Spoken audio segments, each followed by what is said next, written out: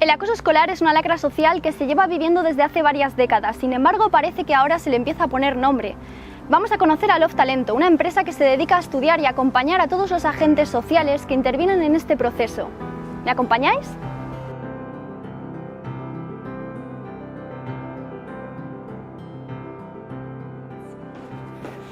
Hola, buenos días. Hola, Mari Carmen, ¿qué tal? Bienvenida. Oye, el sitio es precioso, ¿Te gusta? ¿eh? Sí, Pues sí. vamos. Vamos a pasar. Nos encontramos en las instalaciones de Love Talento con Mari Carmen González, su cofundadora, que nos va a explicar un poquito en qué consiste este proyecto. ¿Cómo nace esta fundación, Mari Carmen? Bueno, pues este proyecto nace ya hace unos 6-7 años, en los que yo me planteo la posibilidad de ofrecer algo diferente a lo que se está ofreciendo en cuanto a formación se refiere. Yo he recibido un tipo de formación muy reglada, muy estructurada, muy de aprender conocimientos teóricos y bueno, me inquietaba un poco dentro de lo que es lo que yo ofrezco aquí, coaching, PNL e hipnosis ericksoniana, luego sí que te explico un poquito, sí que me gustaba la idea de ofrecer un espacio y una manera de hacerlo que contribuyese a que las personas realmente hicieran trascender esas herramientas a sí mismos, o sea, que fuera algo que llevasen consigo y no solo se quedara en contenidos teóricos, ¿no? Es un poco ese planteamiento, el acompañarles en todos los sentidos, el poder escucharles, el poder crear el proceso de formación juntos, es decir, yo sí que soy muy disciplinada a la hora de procesuar un proceso de formación y sin embargo siempre considero que los protagonistas de la formación son las personas que vienen aquí y siempre dejo el proceso muy flexible para que haya cosas que puedan ir surgiendo y que podamos ir trabajando para que realmente el aprendizaje que se lleven sea útil para su día a día, tanto de forma personal como profesional, ¿no? Y estas personas que han recibido una formación tan reglamentaria, estricta, ¿cómo se toman esto? O sea, ¿de qué manera empezáis a eliminar estos clichés y estos estereotipos? Bueno, a veces es difícil y sin embargo yo hago algo casi siempre, que iniciamos un proceso de formación y que es marca de la casa, y es que cuando llegamos aquí, y sí que se quedan un poco descolocados y piensan, madre mía, ¿dónde me he metido? Es que nos quitamos los zapatos y les regalo unos calcetines maravillosos que nos ponemos en clase. Es decir, lo primero es dejar un poco esa estructura, que es para mí la metáfora de quitarse los zapatos, esa estructura con la que venimos, esas creencias rígidas, tiene que ser así, la formación tiene que ser seria, la formación tienes que estar sentado en una buena posición, no puedes hablar, no puedes levantarte. Aquí se puede hacer casi de todo. Es decir, empezamos las clases sin zapatos y con esos calcetines maravillosos, me puedo levantar a mitad de clase y ponerme un café, me puedo sentar en el suelo mientras escucho, puedo levantarme al aseo sin pedir, oye, ¿puedo ir al aseo? Parecen tonterías, pero es un poco el inicio de lo que yo pretendo trabajar con ellos y es el modificar o mover todo eso rígido con lo que venimos. Independientemente de eso, también es cierto que antes de iniciar las formaciones yo siempre tengo una entrevista con cada una de las personas que va a venir a la formación. Es decir, ellos eligen venir a la formación conmigo y yo también les elijo, ¿eh? Y ahí en esa entrevista ya un poco les expongo cuál es mi modelo. Porque sí es cierto que puede ser que haya personas a las que les vaya muy bien o quieran y les genere curiosidad aprender a través de este modelo y haya personas que no. Y estén buscando algo teórico, algo estructurado, algo que... Y me parece lícito y respetable, solo que este no es el lugar para eso. ¿Y las personas que deciden dar el paso, qué sienten o cómo reaccionan en la primera clase? Porque claro, llegar y quitarte los zapatos, sentarte, poder hacer lo que quieras, rompe totalmente con lo que hablábamos. Sí. ¿Cómo reacciona esta gente? Bueno, por una parte como con mucha inquietud, porque es algo muy nuevo, y por otra parte les gusta mucho, es como muy liberador. Y es como, ¡buah! Voy a poder hacer todo eso que no me han dejado hacer durante muchos años, ¿no? Y realmente, y fíjate que la formación la hacemos en fin de semana aquí, vienen al fin de semana como si realmente vinieran a un espacio cómodo, estoy como en casa, o sea, vienen como a un spa, ¿no? Entonces, aunque es fin de semana y se tienen que levantar muy temprano el sábado y el domingo, pues vienen un poco como a un lugar de recreo, ¿no? Aprendemos muchísimo y no sé si llegan a ser conscientes del todo del gran trabajo que hacen estando en esa posición de comodidad, de apertura, de liberación, ¿no? Realmente se sienten muy bien, vienen como a casa. Y me comentabas antes que aplicáis PNL y hipnosis. ¿De qué manera se aplican estas dos metodologías? Bueno, y coaching también aplicamos, aquí aplicamos casi de todo. Bueno, y todo lo que se me ocurre que pueda aportar al proceso, también te digo. A ver, lo que yo hago, yo aprendí en su momento por una parte coaching, por otra parte PNL, por otra parte hipnosis. Mi propuesta tiene que ver con la mezcla de las tres, ¿vale? Porque me di cuenta, aunque yo las estudié por separado, que tenían mucho que ver y que se complementaban.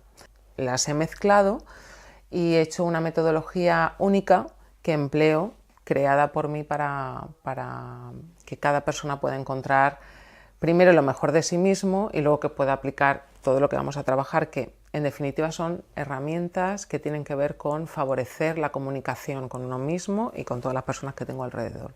Al final tienen que ver con comunicación fundamentalmente, con cómo usamos el lenguaje, cómo creamos puentes de comunicación con el otro, cómo me puedo posicionar de la mejor manera en un conflicto, en una negociación, etcétera, etcétera, ¿no?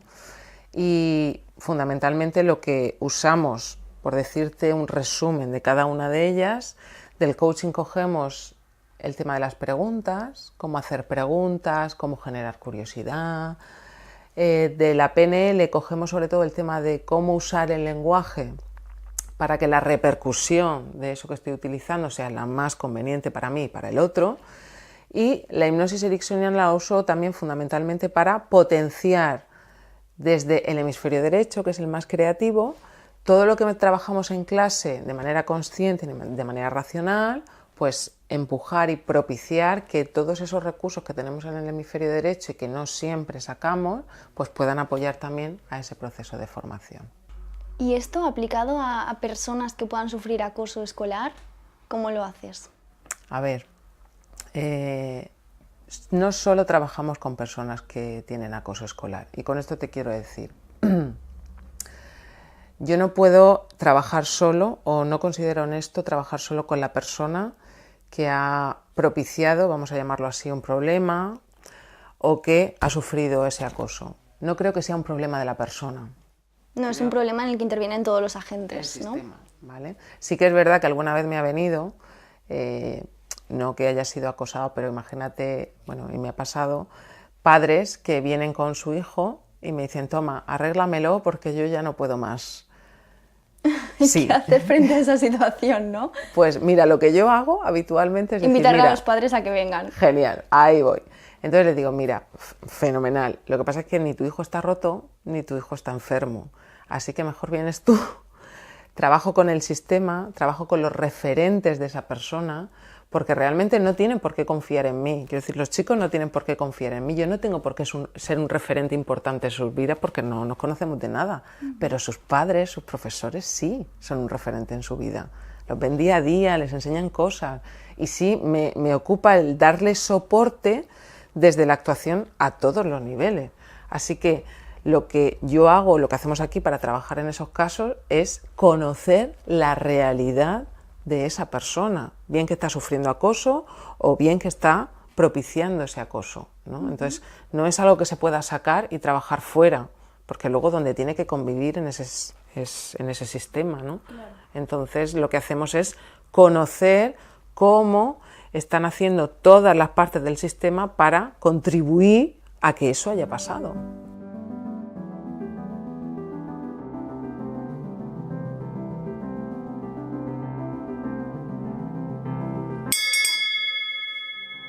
Estamos aquí con Sergio Amorós, el otro cofundador de Love Talento, y yo quería saber cuál es tu papel aquí. Es complicado. Yo empecé en Love Talento siendo la cara B, eso que no se veía pero que estaba y que era importante que estuviese.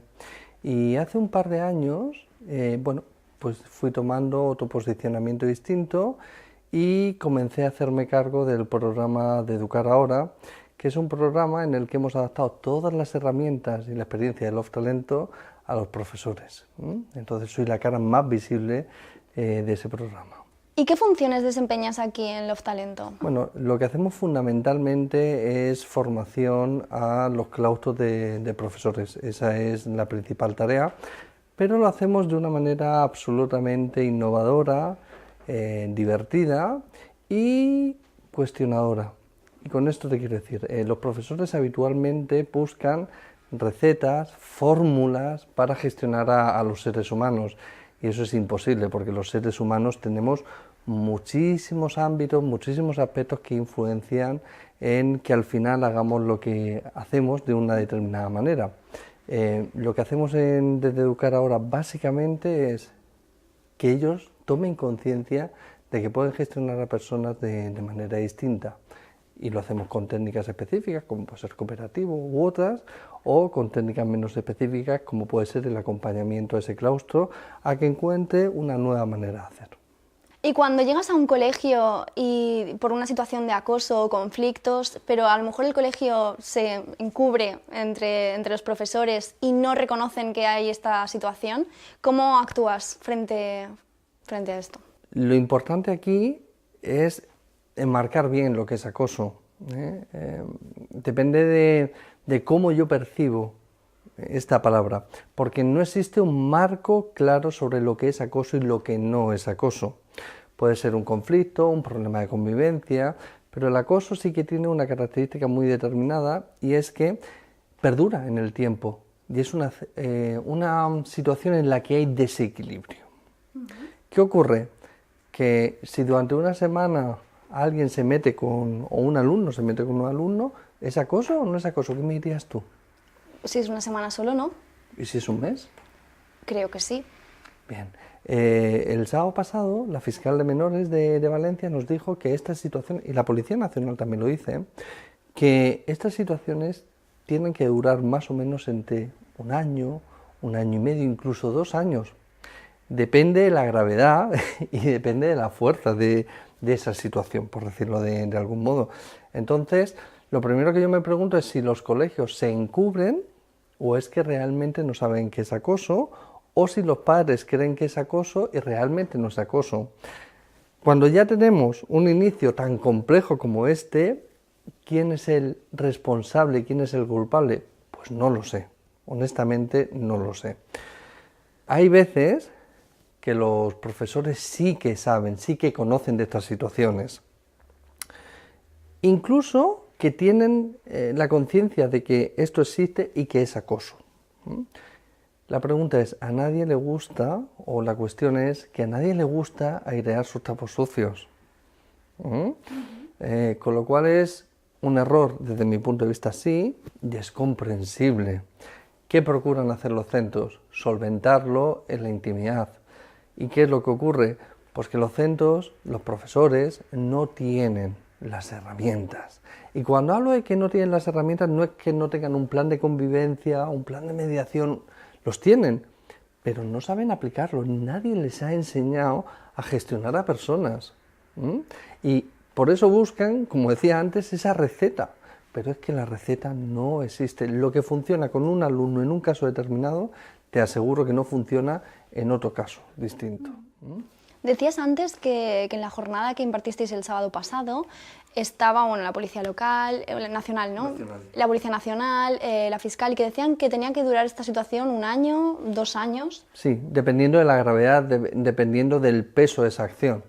Pero ¿no crees que una persona, no sé, yo te pregunto, ¿no crees que una persona a la que están sometiéndole continuamente a insultos, aunque sea 1 semana o 1 mes, puede sentirse igualmente agravada, incluso puede tomárselo algo mucho más a pecho y que pueda derivar en una depresión? Yo conozco casos personales en que así ha sido y hemos visto medios de comunicación que niños que han sido acosados durante un corto periodo de tiempo también han derivado en una situación similar.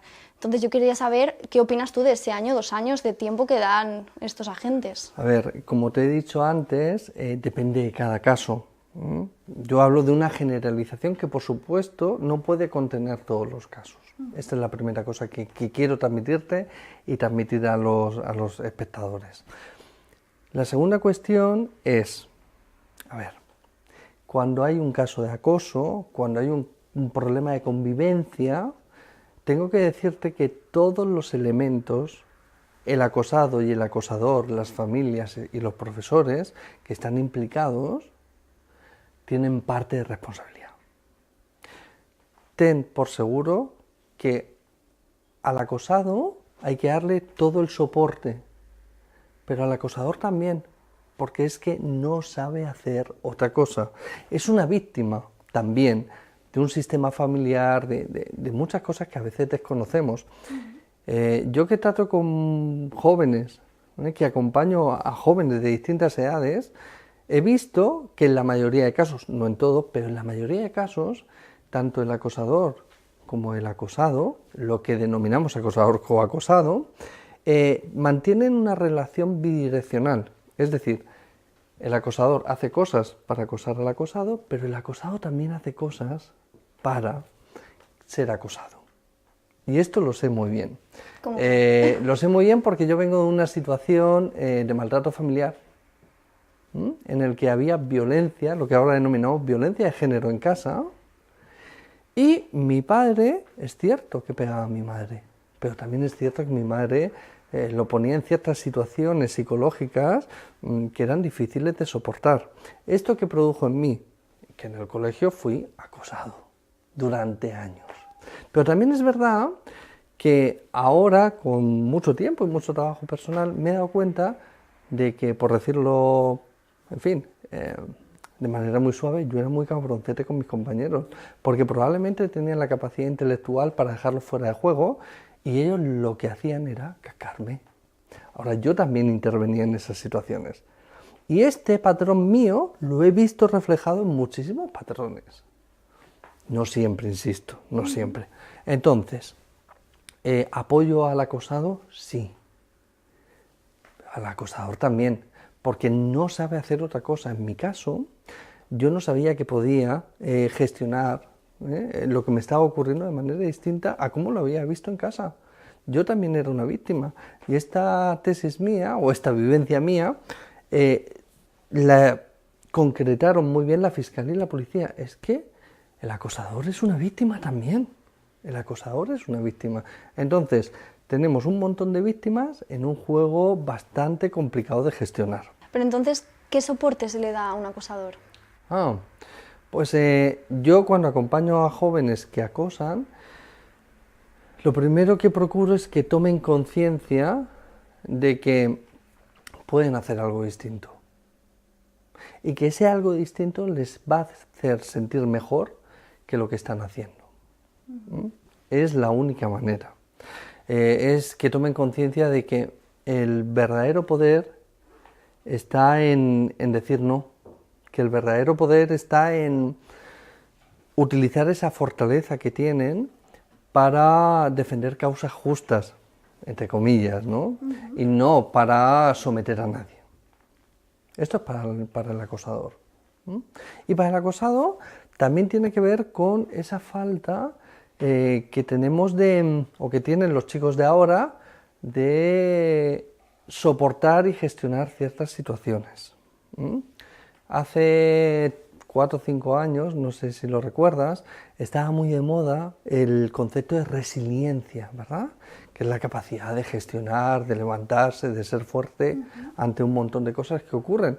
Y es verdad que yo noto, y cada vez más, que los jóvenes de hoy, y no es que yo no sea joven, pero los jóvenes de hoy tenéis menos capacidad para gestionar ciertas cosas, ciertas frustraciones, ciertas cosas que son duras en la vida y que ocurren.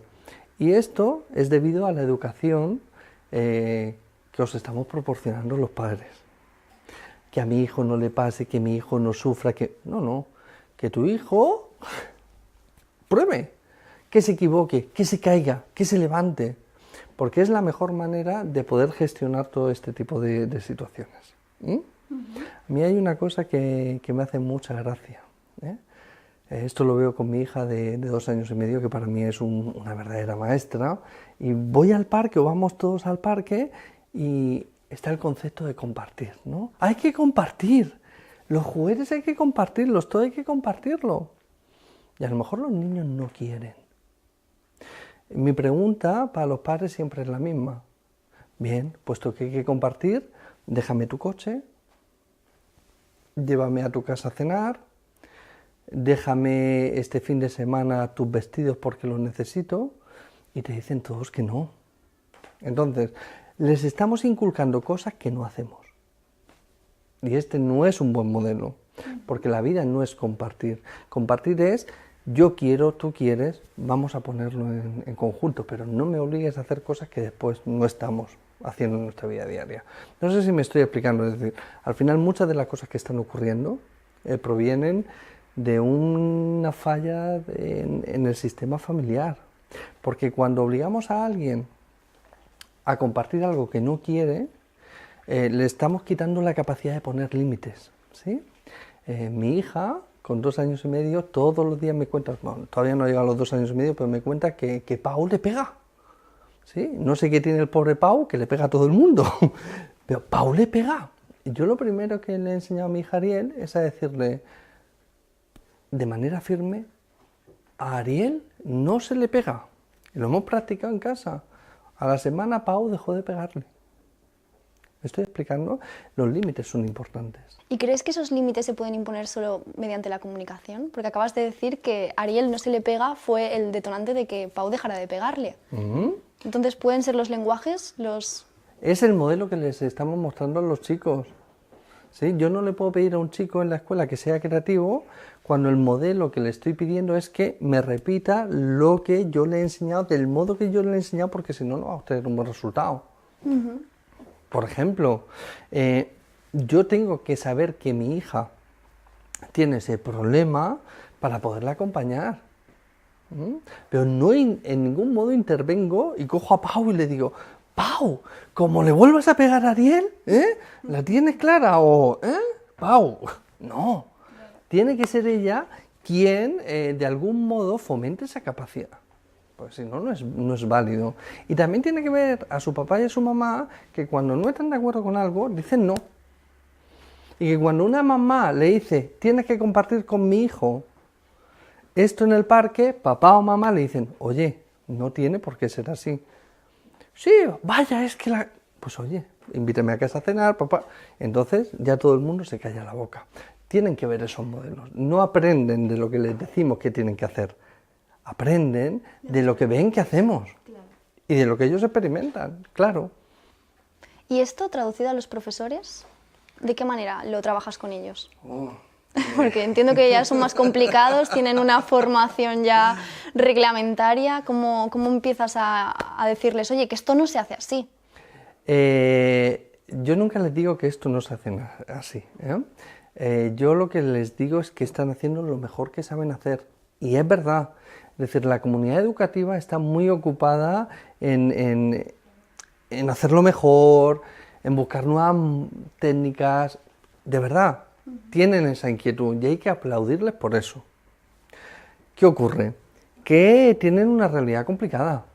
Tienen una realidad curricular muy complicada. El Ministerio, y lo digo públicamente, no se ha dado todavía cuenta de que es imposible hacer personas autónomas con ese currículum, o que van en contra de lo que nos está diciendo la neurociencia, que lo que estamos aplicando no sirve, si no, no tendríamos los problemas que tenemos. Entonces, ¿qué ocurre? Que ellos tienen muy buena voluntad, pero tienen un entorno muy complicado, y por muy buena voluntad que tengan, la mayoría, al final, lo que me está pidiendo es una receta mágica, una fórmula que me diga 2 más 2 es igual a 4. Cuando estamos hablando de seres humanos, el 2 más 2 es igual a posibilidades infinitas. Hay miles de maneras de hacerlo y hay que tener en cuenta muchísimos aspectos. Y nadie se ha ocupado en que se conviertan en gestores de personas. Son unos magníficos gestores de contenido y no de personas. Yo que estudié filología y tengo un doctorado en filología hispánica, nadie se ocupó de decirme cómo dar clase, cómo conectar con ellos, cómo atenderlos en su diversidad. Era no solamente que fuese todo teórico, sino que, en fin, estamos en realidades absolutamente distintas. Y esto es complicado. Y de cara a cuando los profesores admiten o se dejan aconsejar por ti, en este caso, ¿cómo cambia? ¿Cómo percibes esos cambios? Esto es maravilloso. Yo lo primero que hago es no aconsejarles. Yo procuro que tomen conciencia de que pueden hacer algo distinto. Igual que con el acosador. Igual.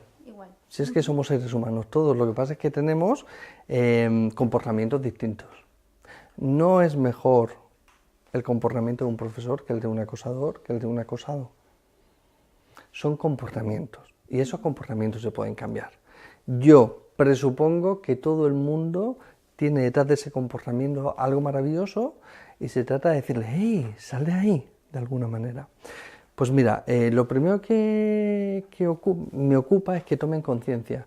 Y este es un proceso difícil, porque es como si te pusieses delante de un espejo, no es tu caso, pero si es el mío, te pones delante del espejo creyendo que estás guapísimo, divino de la muerte, delgadísimo, y de repente te ves un Michelin.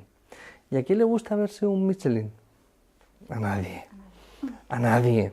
¿O a quién le gusta verse que le han salido un montón de arrugas? A nadie. Lo que pasa es que si yo no tomo conciencia de que tengo un Michelin, ¿cómo me lo voy a quitar? Pues este es el proceso más complicado. Una vez que toman conciencia y que realmente están comprometidos con ese cambio, el resultado es maravilloso. Porque entonces dejan de convertirse en maestros o profesores, de alguna manera administrativos del ministerio, que es en lo que se han convertido, mucho papeleo, y se convierten en el concepto de educadores. Y educar viene del latín y significa sacar lo que uno tiene, sacar de dentro. ¿Y qué es lo que estamos haciendo ahora? Meter contenido, meter contenido, meter contenido y que no lo vomiten. Pero nada más. Y hablabas antes de gestores de personas. El papel de un psicólogo no sería precisamente ese, el de gestionar las emociones, saber cómo funciona la mente humana. ¿Un psicólogo de un centro educativo no puede impartir ese papel? Pues mira, no. A día de hoy, no. Y fíjate, ¿por qué? Porque primero son muchísimos alumnos para una sola persona. La segunda cuestión es que los psicólogos tienen una formación muy conductivista, y no sé hasta qué punto yo comparto ese tipo de acciones, salvo honradas excepciones, o sea que aquí formamos a psicólogos. Los psicólogos vienen aquí a formarse y cuando vienen aquí a formarse es porque no tienen este tipo de herramientas. Esta es la segunda cosa. Y lo tercero es que, ¿qué conocimiento tiene un psicólogo o un profesor? Porque acabas de nombrar las emociones. Yo te pregunto, ¿la ira es una emoción? Sí. Sí. Un psicólogo habitualmente te diría lo mismo, o un profesor. ¿Y la alegría es una emoción? Sí. Sí, ¿verdad? Esto no lo sabemos todos. Pues te digo que no. Que la ira y la alegría o el miedo, la tristeza no son emociones. ¿Son estados? Son estados emocionales, y que las emociones son un proceso inconsciente y biológico que influyen en todo lo que hacemos. Es más, nos mueven a hacer un montón de cosas de manera inconsciente, pero no son la ira, la tristeza, la rabia, todo esto que todos conocemos como emociones. Claro, si una cosa tan básica y tan sutil como esta la damos como buena, todo el proceso que viene después es erróneo. Con toda la buena intención, pero es erróneo. Entonces, se trata de alguna manera, ver lo sutil, estar mejor preparados, cuestionar lo que nos están diciendo, porque si yo no cuestiono a Goleman, por ejemplo, voy a decir que la ira y la tristeza son emociones. Pero si lo cuestiono y lo comparo y lo relaciono con neurociencias y con un montón de cosas más, a lo mejor llego a conclusiones como esta. ¿Vale? Y esto es lo que nos falta. El tiempo y la dedicación y la preparación para cuestionar y dar algo que realmente, esté más cercano de lo que llamamos realidad. ¿Vale? Y ya para resumir, ¿qué reflexión nos darías acerca de qué necesita la sociedad? Porque estábamos hablando de que precisamente hace falta un cambio en la educación por parte de los padres, en la educación por parte de los profesores, en la educación que se les imparte al acosado y al acosador y a todos los agentes que componen la sociedad, entiendo, ¿no? Entonces, ¿qué consejo nos darías? ¿Qué necesita hacer la sociedad para cambiar? Me pides que haga de gurú de la educación, básicamente. Vale, pues, a ver, lo primero sería que el ministerio pusiese un marco que se adecuase a la realidad. Esto es lo primero. Lo segundo es que empezásemos a acompañar a los chicos Que empezásemos a hacerlo, pero desde la vinculación. No es de lo que yo creo que es mejor, lo que yo creo que está bien, lo que yo creo que... Sino, vamos a ver, yo pongo un ejemplo. Yo pregunté en la jornada cuánta gente conocía Snapchat, a El Rubius, ciertos canales de YouTube, algunos retos que hay virales por internet, ¿sí? De los 300 profesores y orientadores que había en la sala, ni un 3% los conocía. ¿Esto qué nos está diciendo? Que la realidad de los chicos y nuestra realidad son muy diferentes. Y la gente me dirá, es que siempre ha habido estos problemas generacionales. Sí, lo que pasa es que ahora son dos mundos diferentes. Nosotros estamos aquí, ¿sí?, en lo que consideramos real, y ellos están en un mundo virtual. O sea, la distancia es muchísimo mayor. Entonces, no podemos acompañar a los chicos desde aquí si ellos están en esa realidad virtual. Hay que trascender esas distancias, otra cosa que nos hace falta. Y lo tercero es, si esto no funciona, si ya somos conscientes de que los chicos se aburren, de que no les sirve, cambiemos.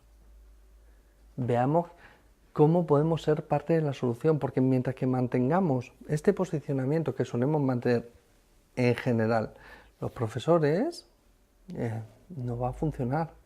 César Bona, que es este profesor que ha sido premiado como el mejor profesor del mundo, etcétera, etcétera, una de las cosas que hace es subir a sus alumnos un minuto, hablar de un tema encima de una mesa.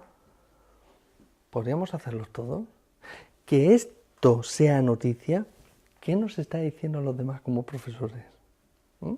Entonces, básicamente es flexibilicemos, utilicemos el pensamiento creativo, probemos a vincularnos y a conectar con lo que realmente a los chicos les interesa, y que por favor el Ministerio nos ponga un entorno en el que todo eso sea posible. Porque por un lado, la sociedad no nos puede estar exigiendo unas cosas y no tener la posibilidad de hacerlo. O sea que es un tema complejo.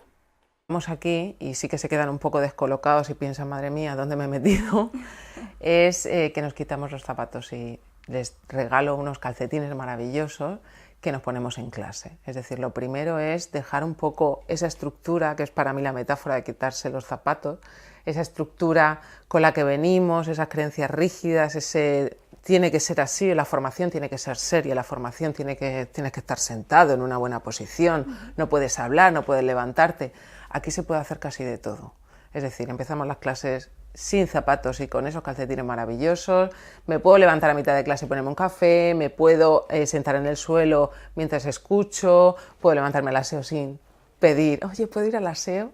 Parecen tonterías, pero es un poco el inicio de lo que yo pretendo trabajar con ellos, y es el modificar o mover todo eso rígido con lo que venimos. Independientemente de eso, también es cierto que antes de iniciar las formaciones, yo siempre tengo una entrevista con cada una de las personas que va a venir a la formación. Es decir, ellos eligen venir a la formación conmigo y yo también les elijo.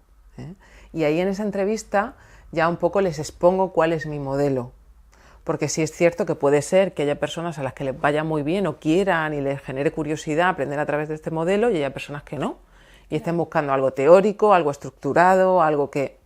Y me parece lícito y respetable, solo que este no es el lugar para eso. ¿Y las personas que deciden dar el paso, qué sienten o cómo reaccionan en la primera clase? Porque claro, llegar y quitarte los zapatos, sentarte, poder hacer... Proceso de formación juntos, es decir, yo sí que soy muy disciplinada a la hora de procesuar un proceso de formación, y sin embargo siempre considero que los protagonistas de la formación son las personas que vienen aquí, y siempre dejo el proceso muy flexible para que haya cosas que puedan ir surgiendo y que podamos ir trabajando para que realmente el aprendizaje que se lleven sea útil para su día a día, tanto de forma personal como profesional, ¿no? Y estas personas que han recibido una formación tan reglamentaria, estricta, ¿cómo se toman esto? O sea, ¿de qué manera empezáis a eliminar estos clichés y estos estereotipos? Bueno, a veces es difícil y sin embargo yo hago algo casi siempre, que iniciamos un proceso de formación y que es marca de la casa, y es que cuando llegamos, en los que yo me planteo la posibilidad de ofrecer algo diferente a lo que se está ofreciendo en cuanto a formación se refiere.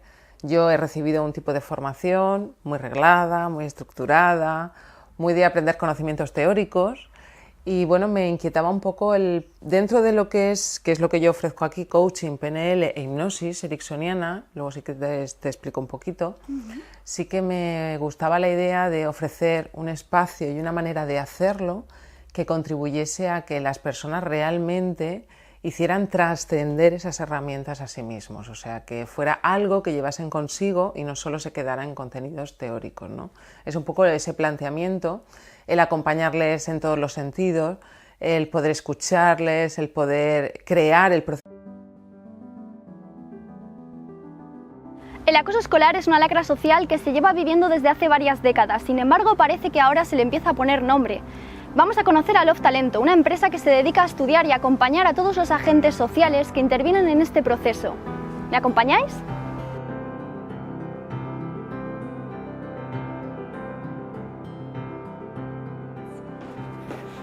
Hola, buenos días. Hola, Mari Carmen, ¿qué tal? Bienvenida. Oye, el sitio es precioso, ¿Te ¿eh? gusta? Sí, Pues sí. vamos. Vamos a pasar. Nos encontramos en las instalaciones de Love Talento con Mari Carmen González, su cofundadora, que nos va a explicar un poquito en qué consiste este proyecto. ¿Cómo nace esta fundación, Mari Carmen? Bueno, pues este proyecto nace ya hace unos 6-7 años